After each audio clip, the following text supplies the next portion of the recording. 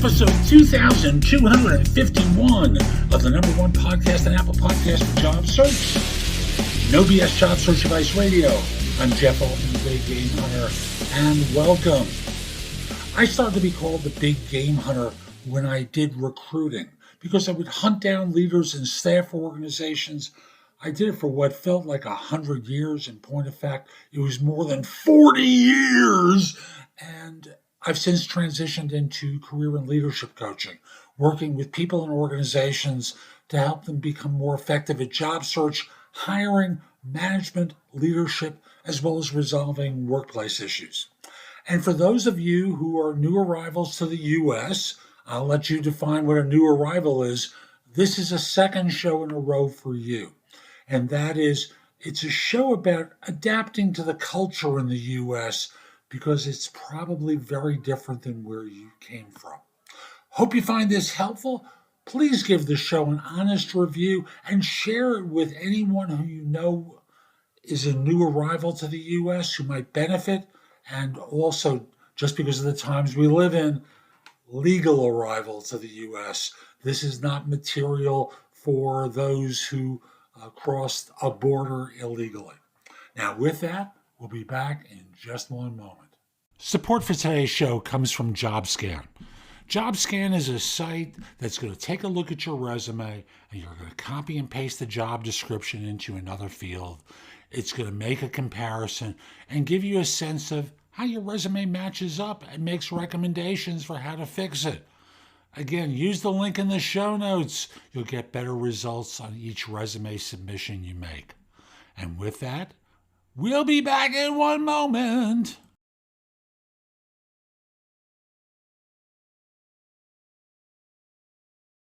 So, my guest today is Raj Subramanian. He's the author of Skyrocket Your Career, which is a terrific book.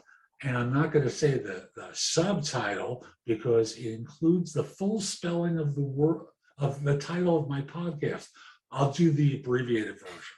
The no BS approach to find your dream job, be successful in it, and transform into a rock star. He's a tech career strategist focused on helping people land their dream job and become successful leaders. He's a sought-after speaker at various conferences, and in 2021, he's giving multiple TEDx talks this year. He's been featured in different podcasts and publications, including Entrepreneur Authority magazine, Career Addict, and many more. His website is rajsubra.com. And what he does is help tech folks land their dream jobs and become successful leaders. Raj, how are you today? How's it going?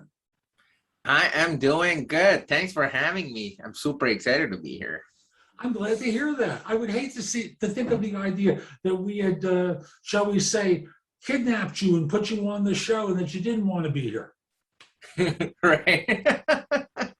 That would be interesting, right? And then you have to act as if you're excited and do the whole show. But yeah, that'll be an interesting story. That'd be an interesting story, is right. So Raj, I kind of get the idea that that accent of yours is not from Brooklyn, New York.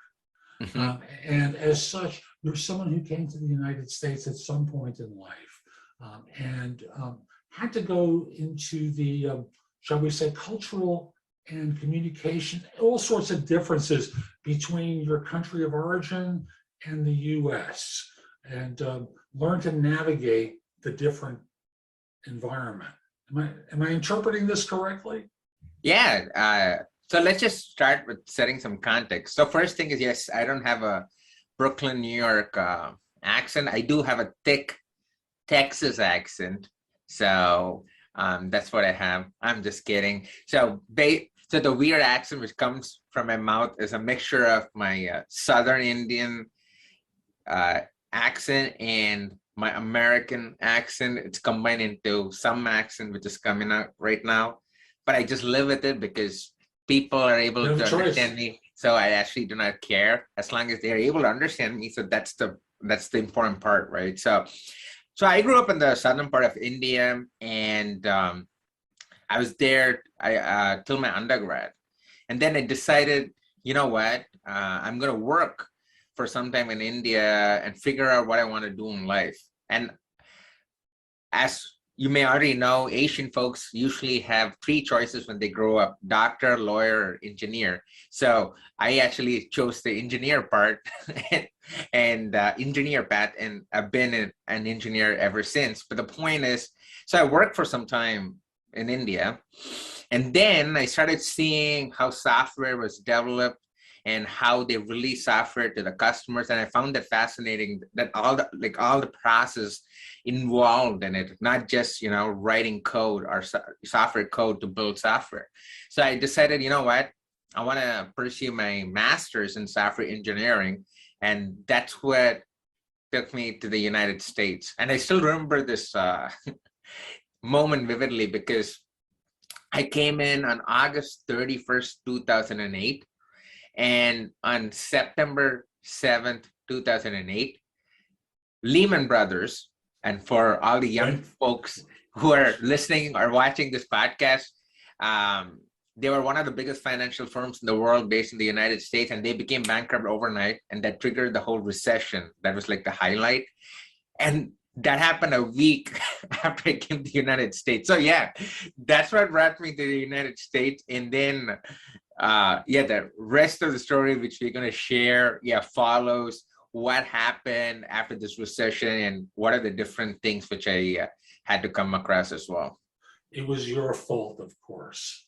Exactly. It was my fault, right? And it's funny you mentioned cultural differences, because I do have a funny story to start off with to share with your audience here. So sometimes things which you feel are pretty common sense are not common knowledge. So what do I mean by that? So the first day on August 31st, 2008, I land at the JFK airport, okay? And then I get out of the gate, and then a person passes me and he says, "How's it going?" Then I said, "Yeah, I'm doing good. This is my first day in the United States." But I start describing my experience, but he didn't listen. He just, just walks past me. I thought, that is interesting. And then I keep walking, inside the airport to get to the airport exit. Another person passes me and said, "Hey, how's it going?" And then again, I started saying, "Yeah, it's going good. Today is my first day. I've come here to do my master's." But yeah, they didn't listen to me. They just, keep walking past me. And I thought, wow, why have people, really weird here? And then I come out of the airport, and there's this pretty woman, I would say like 30, 35. She asked me, "How's it going?" Then I said, "You know what? I'm going to let her know how it's going, because I'm tired of people ignoring me." So I started walking along with her, and then started describing my experience on the flight. And then I've come here for my master's in software engineering. I was talking to her for 30, 40 seconds while walking with her. And then she said, hey, what are you doing? Then I said, "You asked me how's it going, so I'm actually replying to you." And then she turned to me and said, "You weirdo," and then she left.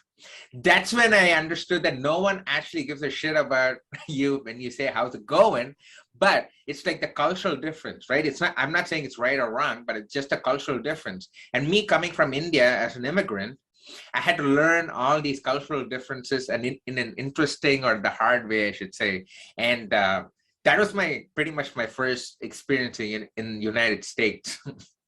And it kind of wakes you up to the fact that this isn't Mumbai anymore. Exactly. This isn't Mumbai, Chennai, or any place, right? Because outside the United States, this is a true story. If you ask someone how's it going, they would actually stop, reply to you. Even if it's like 30 seconds or 1 minute, they would acknowledge it and say, "Oh, that's good. It went well," and then they'll leave. But in the United States, it's a culture thing. "Hey, what's up? Hey, how's it going?" It's just like a culture thing. Unless they're your friends or your significant other, it's, no one else really wants to know how's it going. It's just like a slang. It's like a cultural thing. Mm-hmm. And it's the same thing with idioms and phrases as well. In fact, another funny or interesting story, which I think you'll get a kick out of it, and your audience will get a kick out of it. So I started working in one of the largest insurance company in the United States here. And I still remember this because I was in this meeting and there were 20 people in the meeting. And the project manager had given me a really critical task, which I had to finish, and it was pretty complex. So at the end of the meeting, she said, "May the force be with you." Then I said, cool, that sounds good, right? And you know, then what's the next thing I did? I actually went and Googled what "May the Force be with you" actually means. Then I found out it was a Star Wars reference.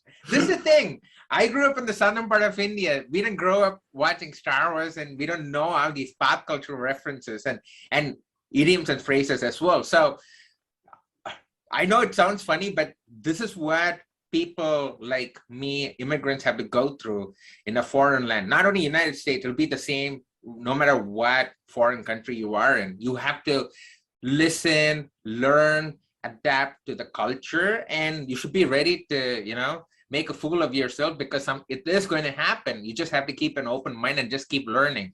And that's where I think there's a difference between some people, where there's one section of people who go through these experiences like me, and we learn from it and we think it's funny. But there are another set of people who are not that open-minded, and then they think the world is against them and have a really bad experience in a foreign land, right? So since I live in the United States, I'm talking about United States folks. So if anyone is listening from there, even you see an immigrant, keep in mind that they have to go through a lot of stuff and things like this. So if something seems weird, ask that summarizing question saying, "Hey, you did this. By doing this, did you mean this?" Make sure you ask that clarifying question, because that will help to improve your gaps in communication as well. And I know in some cultures, it's not appropriate for the listener, particularly, I'll use the example from systems. You have a manager who directs someone to do something, and of course they say, "I understand," even if they don't. Because you can't say anything that indicates lack of understanding. You can't ask a follow-up question. It's considered rude. True? Yeah, that's a culture in Asia, actually. The work culture, I know it's slowly changing right now as people are getting, more open to the idea that people should be given equal opportunity to answer questions and, challenge ideas. But when I grew up, we had a hierarchical structure of command, like the military.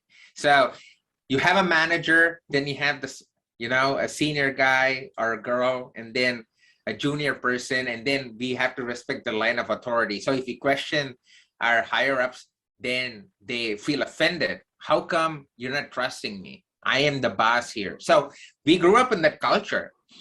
So with that kind of background, when you come to the United States, for example, here people have a lot of freedom of speech. So you can actually, challenge ideas and challenge the status quo, but that's not a common thing in lots of places in Asia. So that's another thing we have to go through as well, because we actually welcome the opportunity to ask questions, but sometimes people are so used to being contained within an environment. So even if they come to the United States, they're not willing to open up because they have the fear of being judged. And it takes a lot of time to get out of it. And that's why whenever you work with people from different cultures, make sure, give them an opportunity saying, "Hey, Raj, what do you think about this? What are your thoughts on it?" Right? Give them an opportunity to come out and express their opinions, because not a lot of people may be outspoken like me and, volunteer to give their opinions as well. So that is something to think about. And you've also been in the U.S. for a long time. You came at a younger age, and thus for you got acculturated more easily. For those who come over who are already in their 30s, or dare I say even 40s, they've already been acculturated in the Asian culture, which involves obedience and subservience, and it's hard to deal in the American culture. And folks, I'll simply say, having spoken to any number of managers and organizations for years, you're afraid of being judged if you speak up. Trust me, you're being judged if you don't speak up. Right. I think there are two types of people. when it at least comes to immigrants, for example. There are people who really want to adapt to the new environment. Like there's a saying, when in Rome, do as the Romans do. I was that type of person. I really wanted to soak into the culture, learn the right way of doing things, because I am in a foreign land and I wanted to follow their policies, their procedures, and adapt to a certain extent in that environment. But there are also another section of people who do not want to come out of their shell. They do not want to change. Again, I'm not saying whether that's right or wrong, but you need to be aware that there's some people who are still tightly rooted to their culture, and they're still in that mindset which they had when they were in their native country. And for those folks, it takes a lot more time to adapt to this kind of environment. So that's why there are like two types of people. You need to identify, okay, what kind of person I'm actually talking to. And that you'll know as and when, you start talking to people, you'll know whether they are still sticking to their native country mentality, or they're open to actually, change. So that you'll know while conversing with them. So let me look at it from the job hunter perspective. For the job hunter, they're trying to navigate a system that's US-centric. And that, for me, translates into behaviorally, they like to see certain attributes. More assertive, freer communication, no accent, because Americans are biased about accents. How do you suggest people acculturate or get comfortable in a new environment so they, I hate to use this expression, fit in, but I don't have a better one right now. Adapt, that's probably the better term to use. To adapt to the new environment, because lack of adaptation is always going to keep them on the outside and playing small professionally. How did you adapt? How do other people adapt that you've worked with? I think the first thing is you need to start trusting yourself. You start believing in yourself, and you should embrace your difference. That's the first thing where success or bigger opportunities or a chance to get bigger opportunities starts.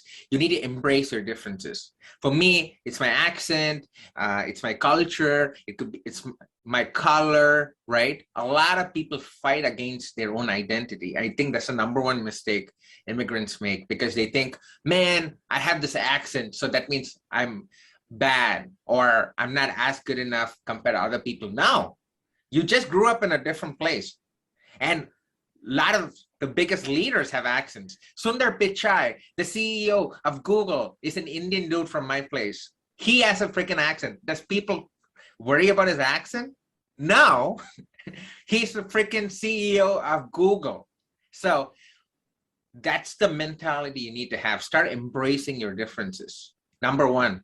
Number two is educate other people when given up an opportunity about your differences. So for example, when I was leading teams, I used to have different ways where I could make that knowledge transfer happen between cultures. One of the things I used to do was host potlucks for my team. Once I was leading a team of 20 people, and once in 2 months, I used to have potlucks where people bring their native food. You're not allowed if you just buy food. You have to, make your own food. And what that does is when you have food from different cultures and you share them with each other, it automatically opens up this conversation saying, wow, this tastes really good. What spice is this? Oh yeah, this is the garam masala spice. Wow, so do a lot of people in India have that? Yes, see, now how food opened up that channel of communication for people to know what other cultures do. And the same thing goes with Greek or, East Asian culture as well. So first thing is embrace your differences. Second thing is educate people about your differences, because some people are afraid to ask about your culture because they don't want to offend you. And some people may do things without knowing your culture, which is actually offending you. So you have to volunteer to say, hey, you doing this is not such a great idea because it's very, it's a very negative connotation, especially for people coming from our cultures, right? And then the final thing I would say is it's okay if you mess up because you're not going to know everything at once when you're in a foreign land. In fact, yeah, I came way back in 2008 and I'm still learning a lot of stuff. So it's okay that if you mess up and then just ask or first acknowledge, yeah, I messed up because, I didn't know this. So you teach me what's the right way to do it and just keep learning. And I think it's a constant progress, right? And people who are native, say, for example, United States, they also have to put themselves in the other immigrants' shoes and think about how they're feeling. For example, say you, Jeff, you go to India, right? And you are going to be in the same situation where everything is so different. The food is so different. The culture is so different. And you may not understand why people are doing certain things. And it's the exact same thing we as immigrants have to go through when we come to the United States. So look at people with empathy. Put yourself in their shoes. Also think about what they're going through. So I would say those are the 4 kind of things which will really help people to adapt to change. And from a job and interview standpoint, just be confident in your story. You own your story and don't worry about your accent, but be prepared. Have a strategy in terms of, okay, what stories are you going to share? How are you going to structure it? And it's irrespective of whether you are an immigrant or a native person, it doesn't matter. It all comes down to strategy and structure from an interview standpoint. And I always think in terms of in the workplace, for example, one of the most powerful things is having the confidence to be able to present yourself as you really are, right, and educating people along the way. Because the self-confidence demonstrated in saying, I just want to explain what I meant by that. Or when you said that, I associated with such and such.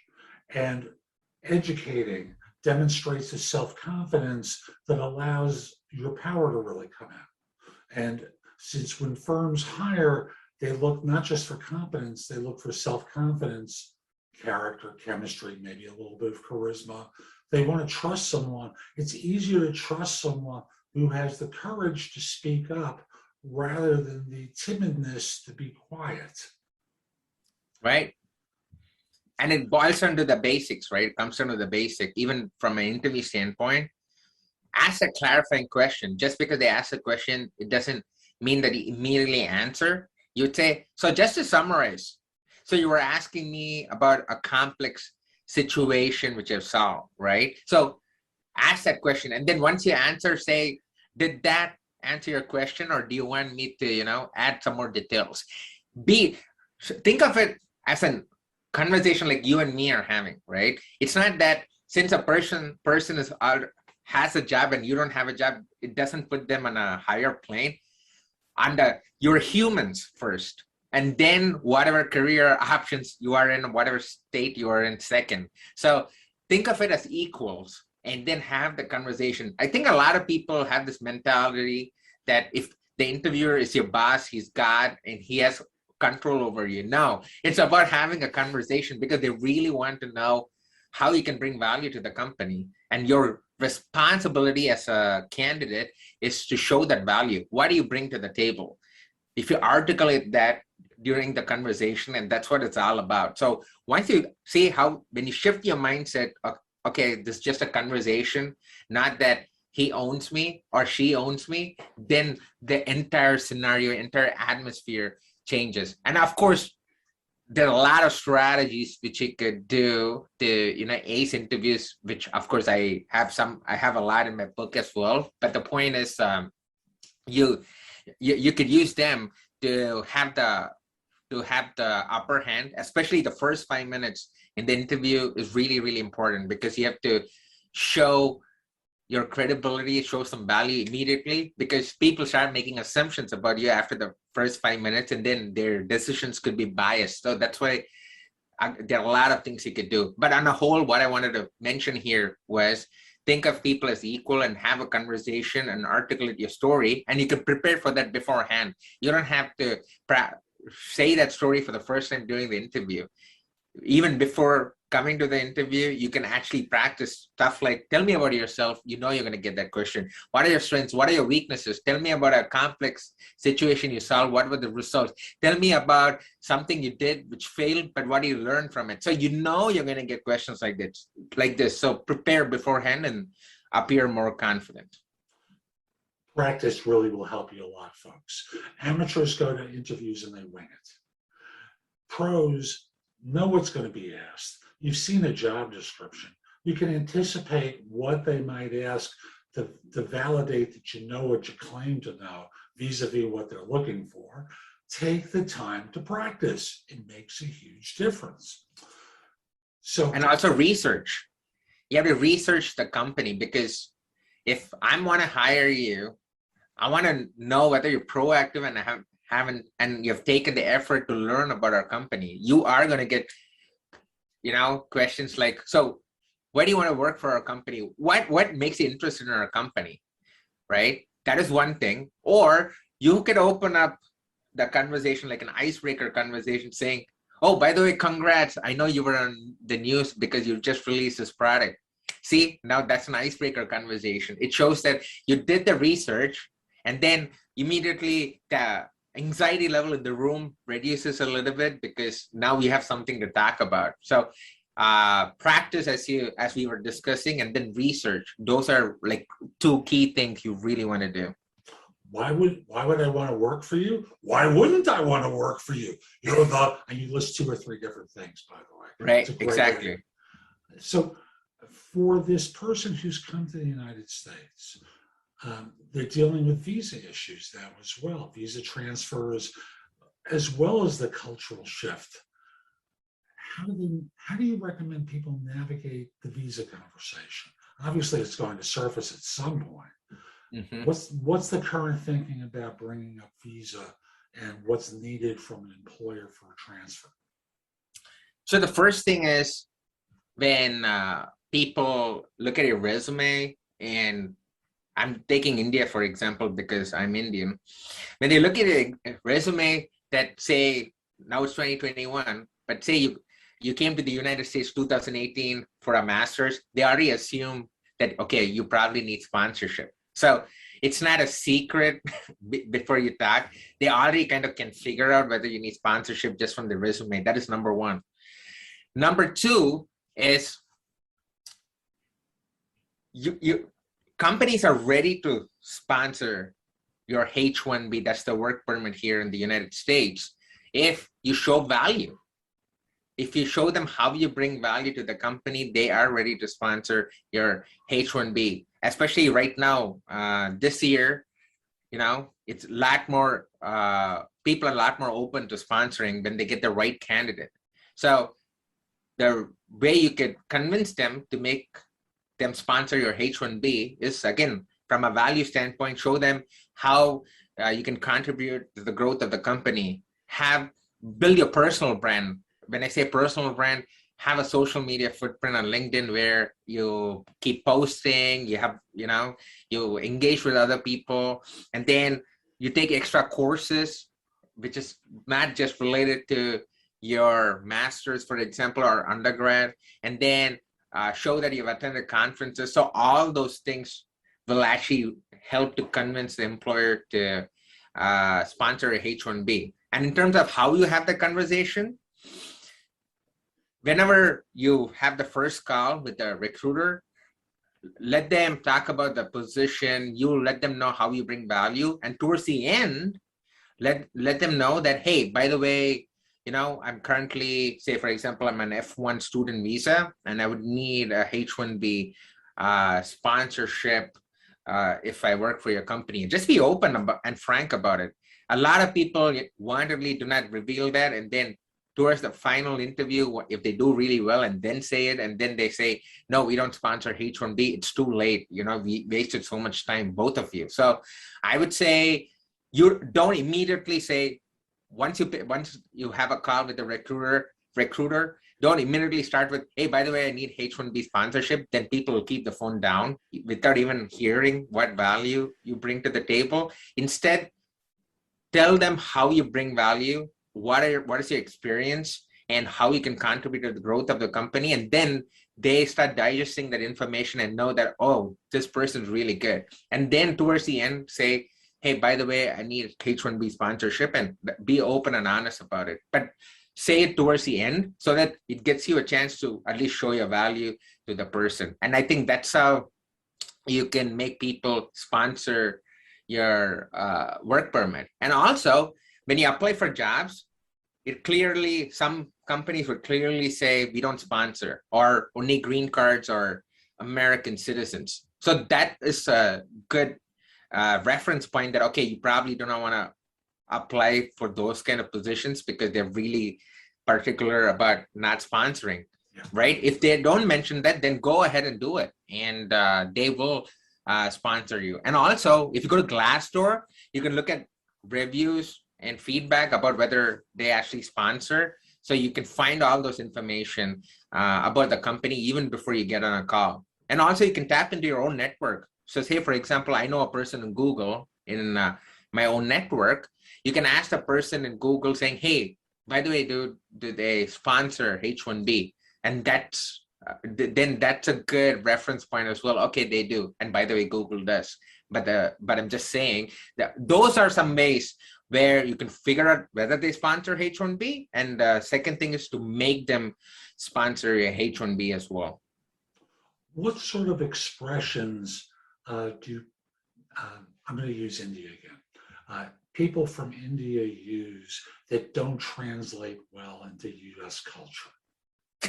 They need to be modified. So could you create the idiomatic dictionary for our viewers and listeners? Oh man, so man, I can talk about this. One is do the needful.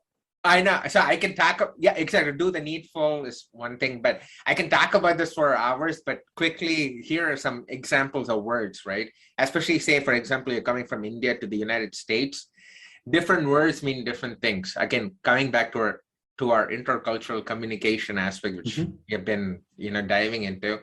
For example, people in India would say, yeah, Microsoft and Google just had a tie-up.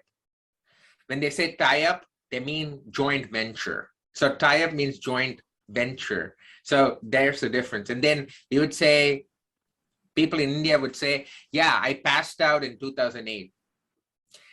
In the United States, it means that you got shit-faced, got drunk, and then you actually passed out. No, passed out means graduated. So I graduated in 2008. So that's what they mean when they say passed out. And like this, there's so many different cultural differences where in terms of words we use. That's why, so for example, to intimate someone is to describe something, right? So we'll say, yeah, we intimated to him that he'll get the status report, or you would say you contacted him that you have given the status report, right? So there are so many different words which means different things. And that's why, especially in email communication, if something sounds really weird, especially if you have distributed teams and working with people from different cultures, make sure you ask that clarifying question. Hey, Raj, you said this plan is gone for a task. What did you mean by that? And then I'll come back and say, yeah, I said that means that the plan does not work anymore. So we say gone for a task. That means that the plan does not work anymore. It's a cricket reference. So those are some real life examples how different words mean different things. And you need to ask a clarifying question if something sounds weird, because you have to understand that, again, different words mean different things in different cultures. And even idioms and phrases, for example, if people in the United States use idioms and phrases in the email, keep in mind that not a lot of people are going to get it. For example, this product is the cash cow of the company. A lot of people in India would think, okay, there's a cow, right? Now, that's the product which gives them the money. So make sure, you're cognizant about these things. And trust me, this leads to a lot of miscommunications between. Cognizant, like a consulting firm? Yeah, exactly. That's an example. I try not to name people, and then they'll come back and say, "Wow, you talk bad about our company." No, I'm just giving an example, right? Because again, because of different hierarchical structure and different cultural differences, there's so many gaps in communication. And as a leader, it's your responsibility to make sure, again, ask that clarifying question. Don't assume things. And then another good strategy, which I used to follow. This is funny because I can really talk about this because I was an on-site coordinator when I was working in India, and I was working working for a US firm from India, right? I was managing the India team while working in India for a US company. And here I was working for a US company and I was managing an Indian team. So I've been both sides of the coin. So I know this thing which I'm talking about, and these things are really true. And yeah, those are some things you really want to keep in mind for sure. So for the Indian person coming to the US, and we're now dealing with the cross-cultural stuff that shows up, and they hear an expression they're not familiar with. How do you help someone develop the strength to ask the follow-up question that allows them to get the clarification? What was your experience doing that? Or were you just always a two-ton gorilla, to use one of those American idioms? I wish, no, but I grew up as a shy, introverted kid. Until my childhood, I never used to talk to people. But then I had a trigger event during my second year of my undergrad, and that's when I decided to change my life. So yeah, I didn't grow up this way. But the point is, can you repeat the question again? Because sure. I was thinking about gorilla, and now I lost my train of thought. This is a perfect illustration. How do you support someone? How do you coach someone into having the strength to ask the question? Right. That's a great question. Okay. Yeah. Yeah, I do have an answer based on my experience. First, let's get into some interesting statistics. So based on research, about 93% of your daily communication is nonverbal communication.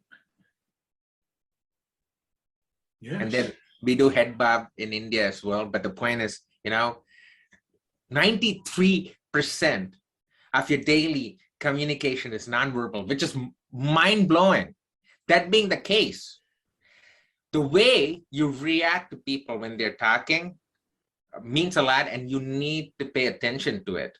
So coming back to your question about how do you encourage people to ask that follow-up question, or how do you, identify those folks, who may not get it, look at their facial expression. A lot of people will just be nodding like this, or they may just be sitting still, or you could see their eyes crunch a little bit, or they will be looking like this. So all those things gives you a hint that, okay, there's something going on.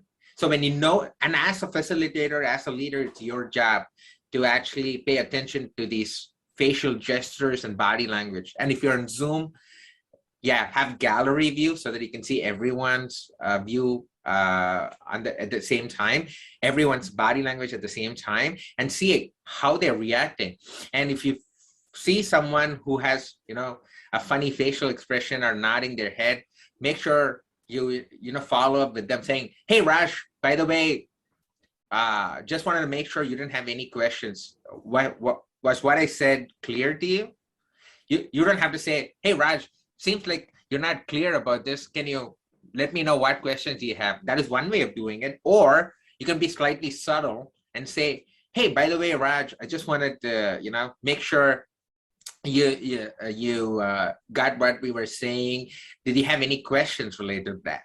So in that way, you open up the conversation, even if someone is an introvert and, really scared about being judged in midst of group of people, you give them an opportunity saying, hey, Raj, does this sound okay to you? Because you'll be doing the task, and do you have any questions? Because I'm here all day, man. You could always ask me questions. So show them some concern, show them some love, affection when you have many people, and that way you encourage people opening up. Another thing you could do, which I used to do as well, is note down the names of people who you think may not have got it based on the facial expression. And then after the meeting, follow up one-on-one with them saying, hey, Raj, you could Slack them and say, hey, Raj, by the way, in our previous meeting, I just wanted to make sure you got what we were saying, because this is what we were trying to say, and you summarize it in words. And then through Slack, they could, ask that clarifying questions, right? So one is facial expression and stuff during the meeting. And if that does not work, follow up with one-on-one conversations with them. And that starts encouraging people to, open up to you. And folks, I'll simply say, so much professionally involves making connection. And thus, the more you understand, the more you take the risk in order to ensure that you understand, goes a long way toward professional success, let alone on a job search. And I got to tell you, we could go on for another hour. This is such a great topic. And I know. How can people find out? By the way, is there anything that we haven't covered yet that we really should? I think we delved on so many different topics, which I think are really important. And yeah, if there's just one thing, of course, as you said, we can talk about so many different things for a couple of hours. One thing I would firmly advise, no matter whether you're an immigrant or not an immigrant, is to build your personal brand, because that's the most important thing right now in the post-pandemic era, to make yourself stand out from the crowd. Because that's the thing, if thousands of people are applying for the same job, what is going to make you stand out from other people? That's where, again, I think we were talking about this a little bit, but your social media footprint, the extra courses you take, the conferences you go to, your blogging, your speaking, or any other thing extra which you do, which other people do not do, will add to your personal brand. And it's really, really important. And that's what is going to help you get that dream job or advance in your career in the post-COVID era. So just something to think about. Yeah, I'll concur with that. When you think about it, folks, your job is to cut the line and get to the front. Mm-hmm. And be seen as the expert, because people know, like, trust, and respect you without ever having spoken to you before. In days of old, it was writing the book. Matter of fact, it's currently writing the book that is used toward developing that business card where people know you and they believe that you're an expert. You don't have to write a book. You can appear on people's podcasts. You can write on LinkedIn. You become Googleable. There's a lot of things that you can do to be seen as an expert. Do those things, not just when you're job hunting, but throughout your career, because that builds up your library of reference points where you can be discovered. This has been great. Raj, how can people find out more about you and the work that you do? So all my life's work is on my website. It's at rajsubra.com, rajsubra.com. That's where they can find all my writing, how I help people, and all details about me, and they can connect with me as well. And another website is skyrocketyourcareerbook.com. There, you can download the first chapter of my book for free, so that you can decide whether it's going to be worth your time to buy the book and read it. So that is something you can do. And also, I have a lot of free resources for people on their job search journey or who want to grow. I have some free downloadable stuff from that website as well. So those are the two ways you could definitely connect with me, get a hold of my book. And also, of course, I live on LinkedIn, so anyone can ping me, and then make sure you follow me, because every day I post content related to different topics we just talked about as well. So that's today's show. I hope you found it helpful. And if you did, here are a few things I can do to help you with your job search beyond simply being your coach. First of all, I've got a new book out called The Right Answers to Tough Interview Questions. It is like a cookbook with answers to tons of interview questions that you're going to be asked on interviews. And if you pair it up with my other new book, The Ultimate Job Interview Framework, they are a terrific pair of books to help you with interviewing. In addition, I have a new service where you can practice mock interviews. If you go to thebiggamehunter.us/mock, I've got a service there, very inexpensive, like $99, where we have mock interviews set up. I'm going to be adding more to it very soon, but you can record your answers to them, and then I can critique them and help you perform better on them. You probably have noticed my show notes are pretty thorough with products and services that can help you with your search. And connect with me on LinkedIn at linkedin.com/in/thebiggamehunter. Lastly, my website has a ton of great information. That's thebiggamehunter.us. Now, if you're not ready to go there and go through the blog, put the address in your phone, thebiggamehunter.us, Jeff Altman. So this way, when you're ready to go, you have a way of getting back to my website. Hope you have a terrific day, and most importantly, be great!